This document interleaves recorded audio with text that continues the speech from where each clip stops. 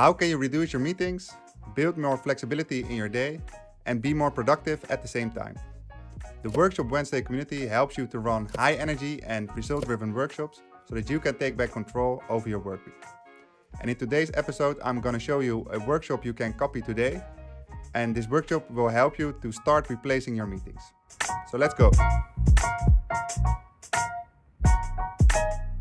In the last video, I showed you step by step how you can use the workshop creation playbook to create your own workshops. And we used an example of creating a workshop about working remote. And today we're gonna zoom in. Sorry about that. We're gonna zoom in on the last steps of the playbook. So we're gonna create the workshop formats and we're gonna set up the slides so that we can run the workshop. What I did was to start a new Google Slides presentation. This can also be a Keynote, PowerPoint, or whatever you prefer, of course. And I copied the workshop skeleton to the slides. So I started with check-in, then the workshop part 1, a break, part 2, and the checkout. And this will be our outline, which we're gonna start from. I always like to start with a check-in and end the meeting with a checkout. An easy way to come up with creative check-ins is to make use of this check-in generator by Daresay. There's a link in the template, but I also put a link down below in the show notes. So this question could be, what are you excited or worried about related to today's work? We're setting the stage and we want to make sure people are focused on the right topic. And for the checkout, I always like to know what people think of the progress we made during the workshop and also how confident they are about the next steps. And an easy way to do that is to make use of this dartboard. You can ask people to pick a smiley that represents their current mood, or it can also be an old smiley they choose and then put that on the dartboard. So if they are maybe a bit overloaded, but they're really confident about the experiment, then they put it like this. And in this way, you can easily get a feeling and get a grasp at the end of the meeting how happy people are with the result.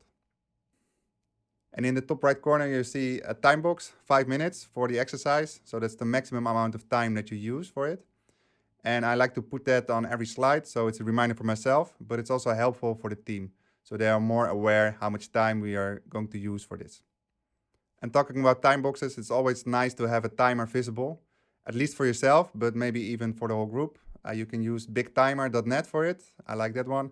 You can create your custom time boxes here. So you just copy the time box that you see in the slide, and then you press start, and it starts counting.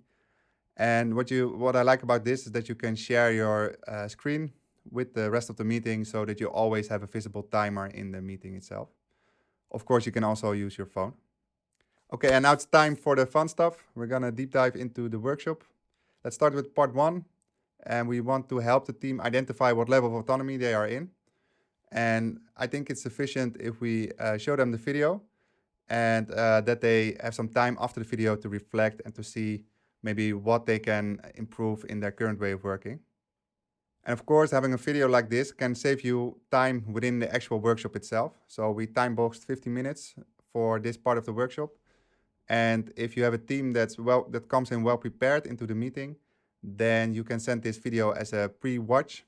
But if you think that not everyone will watch it, then calculate some time within the meeting so that you can all watch it at the same time. And after you are sure that everyone has seen the video, then you want to go into small group discussions. You want to talk about the benefits of asynchronous communication, and you want to help the team make a list of opportunities where they see room for improvement.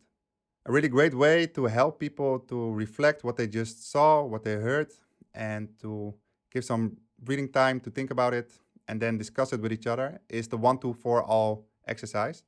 This comes from the Liberating Structures, and I'll put a link to that below as well. But what it comes down to is that you have 1 minute for yourself, 2 minutes in 2 sums, in pairs, 4 minutes in 4 sums, and then 5 minutes we're going to discuss it with the whole group. So if you have a team of 8 people, then everyone starts by themselves. Then you have 4 teams of 2.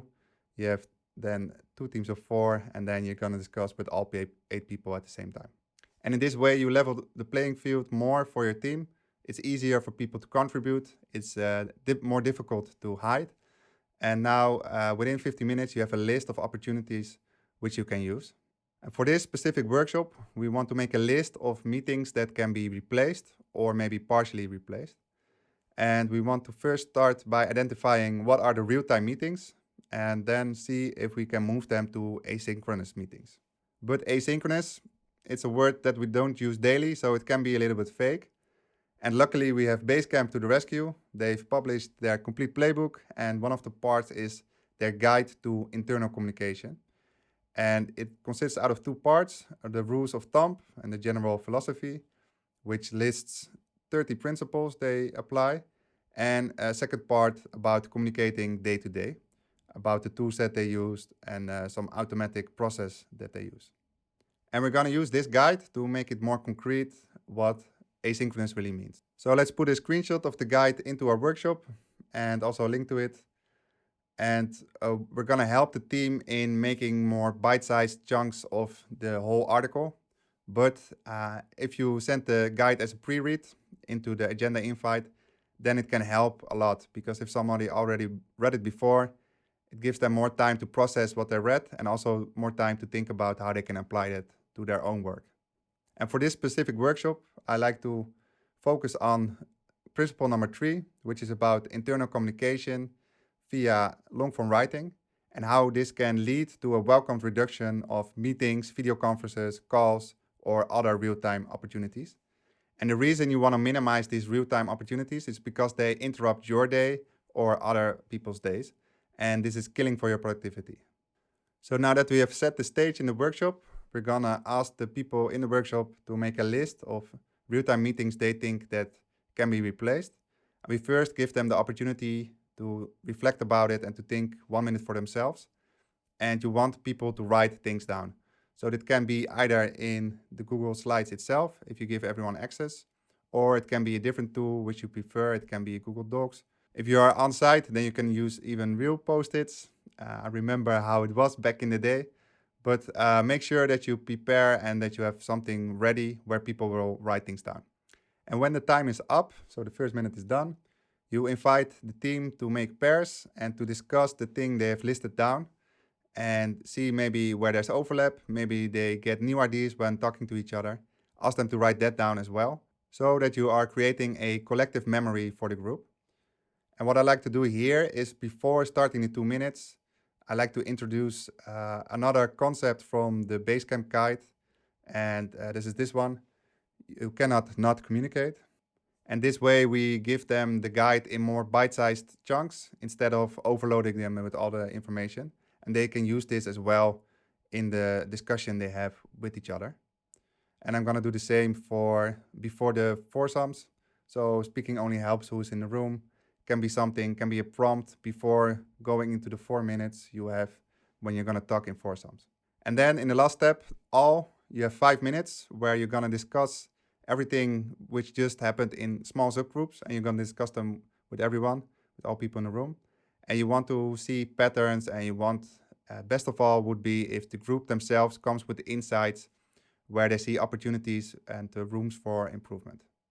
And then it's time for a break.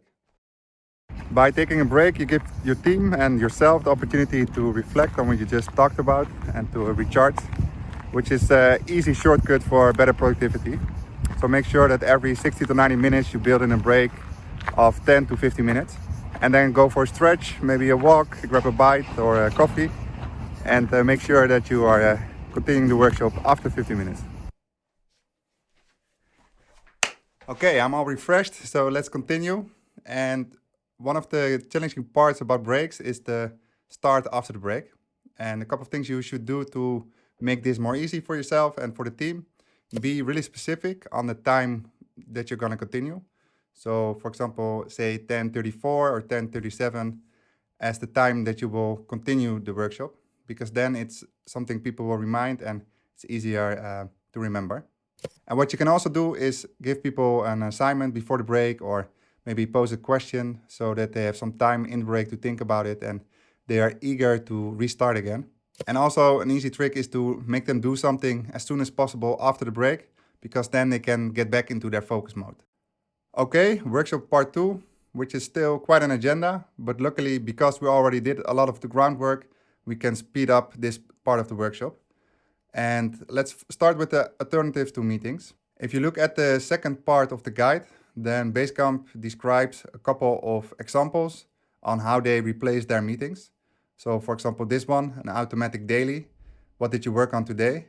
Instead of doing a meeting, they ask the people via their tool, which is called Basecamp, what did you work on today? And everyone writes up and shares it with everyone in the company. And this creates a level of transparency, which gives a lot of freedom, loose accountability, and also builds in strong reflection. And if you do this on a place where everyone can see it, then it's easy to ask questions and comment on anyone's what did you work on today. And in this way, it's easier to contribute to each other's work. So let's add that to our workshop, automatic dailies and weeklies. And I just made a screenshot of the Basecamp guide about the automatic daily and the automatic weekly. And I gave some examples on where you could do that. So you could write it in Basecamp, which is their project tool, or you can use Google Docs, Google Calendar. You can also use WhatsApp to record audio or video messages at the end of every day. And you can, of course, make a choice yourself. And this part of the workshop is really about skill building. You want people to practice this and then to make a first iteration of it, because then it becomes easier to pick up this routine. You can use this slide or set up your own system where people fill in their dailies, but it's important that they practice and that you give them a time box to practice within. And then after the first practice, you can do the same with the weekly. What will you be working on this week, every Monday morning? And you ask people what would they write down in their first weekly. And now it seems like a great time to introduce Principle 28 from the Basecamp guide, and that it's to ask if things are clear and to be specific in what you want to learn. So for example, what you could do is you make use of the comment system. So in this case, I highlighted this part and I added a comment, and then I ask a clarifying question. You can do this with most of the tools, and this is a really important part because then it's easier to collaborate with each other. For the leader of the group, I invite them to do another exercise than writing their first daily and their first weekly, and that's to write a heartbeat. In this case, I copied the text so I could highlight it. Heartbeats, they summarize the work for a given team, written by the lead of the group, meant for everyone in the company to read. And they summarize the big picture accomplishments, they detail the little things that mattered and highlight the importance of work. They also shine a light on challenges and difficulties. And I invite the leader of the group, while the rest of the group is working on writing their first daily and their first weekly, to write the first heartbeat. And when the 10 minutes are up, then invite the team to give each other feedback on the dailies, weeklies, and the heartbeat that were written. And you can do that as well with using the comments. You don't have to actually rewrite them, but the comments help people to reflect on things they could improve. Okay, we're almost there. We want to create an experiment for 2 weeks to partially replace one meeting. And to be able to do that, we have to prioritize which meeting that's going to be. And a great tool for setting priorities is the impact effort matrix. Is it easy to do or hard? Does it make a lot of impact, or is it a waste of time? And by mapping the meetings on this scale, then you can easily make a decision what you want to do with the meeting. And then everything that's in the top right corner that's easy and impactful, you should keep, at least for now. And maybe some things that are hard, but still make a lot of impact, you can replace parts of it. Things that are easy but a waste of time, they're usually busy work. So try to see if you can completely remove it, or maybe replace it with asynchronous ways of working. And things that are hard to do and a waste of time, please do yourself and your teammates a pleasure by removing that meeting from your calendar. And the last and final step is to plan an experiment, because it would be a waste of time if we just invested 60 to 90 minutes talking about better ways of working together and we didn't follow up on it. And you can do that with the experiment questions. So what meeting are we going to replace? Pick the one in the bottom right corner, or maybe one from busy work if you think there's room for improvement. And then think about, when are you happy with the outcome, in what time frame, and what action steps are we going to take to actually make this experiment a success. And a challenging part of doing an experiment is to actually make sure that you keep to the experiment. So take some time to discuss on how you want to do that. And that's it, because the last step is the checkout, and we already thought about that, and our workshop is done. So we can run the workshop, we can help our team in finding better ways of working together. And if you want to do this workshop with your own team, then look in the comments below, there's a download link, or you can go over to workshopwednesday.co and you can find the Google Slides template there, or you can download the PDF. Feel free to change anything you want to the template because it's just a starting point. But if you do so, please let me know in the comments below or send me a message via workshopwednesday.co because I'm happy to learn from you. Thanks for watching. That's it for now, and see you in the next one. Peace.